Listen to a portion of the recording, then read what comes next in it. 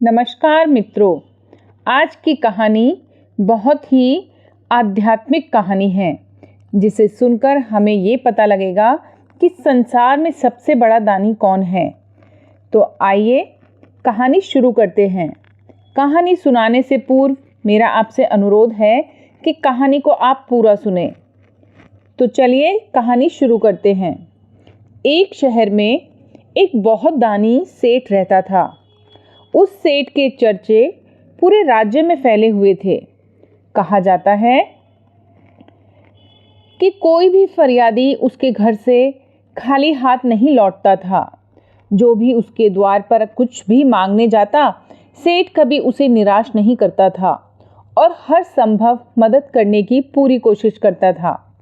उसके इसी आचरण की वजह से दूर दूर तक उसकी ख्याति फैली हुई थी और कहा जाता था कि उस दुनिया में उससे बड़ा दानी कोई भी नहीं है।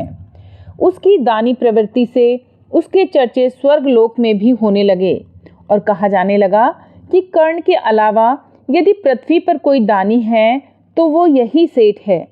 उसकी ख्याति क्षीर सागर में देवी लक्ष्मी तक भी पहुंची और अपनी जिज्ञासा को दूर करने के लिए माता लक्ष्मी ने भगवान विष्णु से पूछ ही लिया कि इस पृथ्वी लोक पर सबसे बड़ा दानी कौन है। माँ लक्ष्मी की जिज्ञासा को भांपते हुए प्रभु ने जवाब दिया, हे देवी, वैसे तो इस पृथ्वी लोक पर बहुत दानी है, लेकिन सबसे बड़ा दानी वो गरीब लुहार है। प्रभु ने पृथ्वी लोक की तरफ इशारा करते हुए लक्ष्मी जी को बताया। माँ लक्ष्मी ने जब लुहार को देखा तो उनका मन बहुत सारी शंकाओं से भर गया। उन्होंने सोचा कि ये गरीब लुहार कैसे सबसे बड़ा दानी हो सकता है। अपनी शंकाओं को जाहिर करते हुए माँ लक्ष्मी ने फिर भगवान से प्रश्न किया कि हे प्रभु, ये कैसे संभव है। वो देखो, राज्य में इतना बड़ा दानी सेठ है जो कभी किसी को खाली हाथ अपने घर से नहीं लौटाता और ज़रूरतमंदों को उनकी ज़रूरत से ज़्यादा देखकर उनकी सहायता करता है। और दूसरी तरफ ये लुहार है जो खुद भी किसी का मोहताज है, उसके अपने पास कुछ भी नहीं है। तो ये इतना बड़ा दानी कैसे हो सकता है। पहले भगवान विष्णु थोड़ा मुस्कुराए और फिर बोले, हे देवी, इस बात का उत्तर हम ऐसे नहीं आपको दे सकते। हम साक्षात आपको साबित करके दिखाएंगे। आप चलो मेरे साथ। ऐसा बोलकर प्रभु पृथ्वी लोक की तरफ चल दिए और पीछे पीछे माँ लक्ष्मी भी चल दी। पृथ्वी लोक पहुंचकर प्रभु ने अपना वेश एक गरीब ब्राह्मण का बना लिया और माँ लक्ष्मी ने एक गरीब ब्राह्मणी का, और दोनों उसी सेठ के घर की तरफ चल दिए।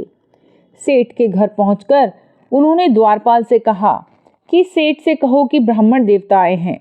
द्वारपाल ने जब सेठ को बताया कि आपसे मिलने कोई गरीब ब्राह्मण और उनकी पत्नी आई हैं, तो सेठ ने आदेश दिया कि उनको आदर के साथ अंदर लाया जाए। अंदर पहुंचकर सेठ ने ब्राह्मण रूपी प्रभु और माँ लक्ष्मी को प्रणाम किया और आसन पर बैठने का आग्रह किया। ब्राह्मण रूपी भगवान और माँ लक्ष्मी के लिए अच्छे से खाने की व्यवस्था की गई और उनका बहुत आदर सत्कार भी किया गया। अब सेठ ने ब्राह्मण से आने का प्रयोजन पूछा। सेठ ने कहा, हे ब्राह्मण देव, कैसे आगमन हुआ और मैं आपकी किस तरह सहायता कर सकता हूँ। प्रभु ने जवाब दिया कि हम गरीब ब्राह्मण हैं। हम मथुरा से आए हैं और काशी गंगा स्नान के लिए जा रहे हैं। रास्ते में कुछ लुटेरे मिल गए और हमारे पास जो कुछ भी था सब उन्होंने हमसे छीन लिया। अब हमारे पास काशी जाने के लिए ना कोई साधन है और ना धन है। इस शहर में आकर जब आपके बारे में सुना तो आपके पास आ गए। इतना सुनकर सेठ बोला, हे ब्राह्मण देव, आप बिल्कुल भी चिंता ना करें। मैं आपको आश्वासन देता हूँ कि आप काशी गंगा स्नान करने ज़रूर जाएंगे। सेठ ने अपने नौकर को आदेश दिया कि ब्राह्मण देव को एक बैलगाड़ी और पर्याप्त धन दिया जाए और रास्ते भर की सभी ज़रूरतों की वस्तुओं के साथ इनको विदा किया जाए। नौकरों ने वैसा ही किया और सेठ ने ब्राह्मण रूपी प्रभु को बड़े ही आदर से विदा किया। भगवान विष्णु और माँ लक्ष्मी वहाँ से चल दी। अब माँ लक्ष्मी को पूरा विश्वास हो गया कि वह जो सोच रही हैं वही ठीक है। ये सेठ ही सबसे बड़ा दानी है। थोड़ा आगे चलकर प्रभु ने वो बैलगाड़ी और धन दौलत वहीं छोड़ दी और उस लोहार के घर की ओर चल दिए। दिन ढलते ही प्रभु और माँ लक्ष्मी लोहार के घर पहुंच गए। वहां लक्ष्मी जी ने देखा लोहार एक टूटी सी झोपड़ी में रहता है, जिसकी छत भी कई जगह से खुली हुई थी। माँ लक्ष्मी ने सोचा, ये खुद इतना गरीब है, ये क्या दान कर पाएगा, लेकिन वो सिर्फ प्रभु के पीछे पीछे चली जा रही थी। लोहार के घर पहुंचते ही प्रभु ने लोहार को आवाज़ लगाई, कोई है क्या घर में? लोहार ने दरवाज़ा खोला और देखा कि सामने एक गरीब ब्राह्मण और ब्राह्मणी खड़े हैं।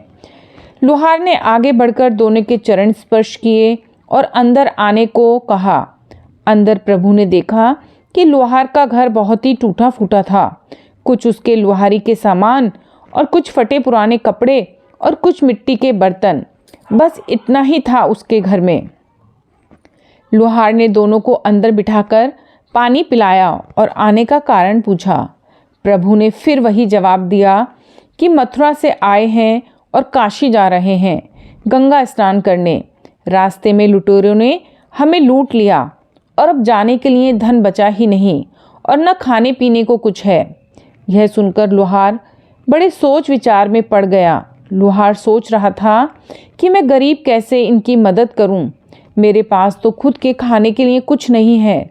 लोहार ने अपनी दुविधा को दबाते हुए कहा, आप चिंता ना करें, आज रात आप इसी गरीब की कुटिया में विश्राम करें, ऊपर वाला कोई ना कोई रास्ता ज़रूर दिखाएगा, मैं आपके खाने की व्यवस्था करता हूँ। ऐसा कहकर लोहार अपनी रसोई की तरफ बढ़ा। वहाँ उसने देखा कि उसके पास बस 3 रोटी का ही आटा है। उसने 3 रोटी बनाई, एक प्रभु को, एक माँ लक्ष्मी को और एक अपनी थाली में रखकर बोला, माफ़ करना ब्राह्मण देव, मेरे पास बस यही है आप लोगों के लिए। तीनों ने रोटी खाई। फिर लोहार ने दोनों के लिए सोने के लिए बिस्तर लगाया और खुद बाहर सोने चला गया। रात भर माँ लक्ष्मी यही सोचती रही कि मैंने जो सोचा था वही सही है, सेठ ही सबसे बड़ा दानी है। उसने हमें इतना अच्छा भोजन कराया और हमारी सभी ज़रूरतों को भी पूरा किया, और इस लोहार ने सिर्फ एक रोटी ही दी। सुबह उठकर जब प्रभु और माँ लक्ष्मी जाने लगे तो लोहार ने रोते हुए कहा, हे ब्राह्मण देव, मुझे माफ़ कर देना। जीवन में कभी कभी तो ब्राह्मण देव और ब्राह्मणी की सेवा का अवसर मिलता है और मैं अभागा उसमें भी असफल रहा। यह सुनकर प्रभु ने कहा, कोई बात नहीं, हम आपकी सेवा से बहुत प्रसन्न हैं। आपने वो सब किया जो आप कर सकते थे, हमें आपसे कोई शिकायत नहीं है। और ऐसा कहकर प्रभु वहाँ से चल दिए। आगे चलकर प्रभु ने माता से पूछा, हे देवी, अब बताओ कौन बड़ा दानी है, ये लोहार या वो सेठ? माँ लक्ष्मी ने झट से जवाब दिया, वो सेठ बड़ा दानी है। उसने हमारी इतनी खातिरदारी की, इतनी धन दौलत दी और इतना अच्छा खाने को दिया, और इस लोहार ने बस एक रोटी और सोने के लिए फूस का बिस्तर। सेठ के स्वागत और सहायता के सामने इस लोहार का स्वागत और सहायता तो कुछ भी नहीं है। माँ लक्ष्मी की बात सुनकर पहले तो प्रभु थोड़ा मुस्कुराए और फिर बोले, हे देवी, आप यहाँ पर बिल्कुल गलत हैं। जरा सोचो, सेठ पर कितनी धन दौलत है और उसने जो हमें दिया वो कितना था। अगर देखा जाए तो जो सेठ ने हमें दिया वो उसकी पूरी दौलत का 1,000वां हिस्सा भी नहीं था। और लोहार के पास पूरी संपत्ति क्या थी, वो 3 रोटी जिसमें उसने आधी से ज़्यादा हमें दे दी। तो अगर देखा जाए तो लोहार का दान ज़्यादा बड़ा था। हालांकि सेठ ने ज़्यादा दान दिया, लेकिन बड़ा दान लोहार ने दिया, क्योंकि हमारी नज़र में लोहार उस सेठ से बड़ा दानी है। अब बात माता लक्ष्मी जी की समझ में आ गई और उन्होंने भी प्रभु के निर्णय का समर्थन करते हुए कहा, आपने सही कहा था, ये लोहार ही सबसे बड़ा दानी है।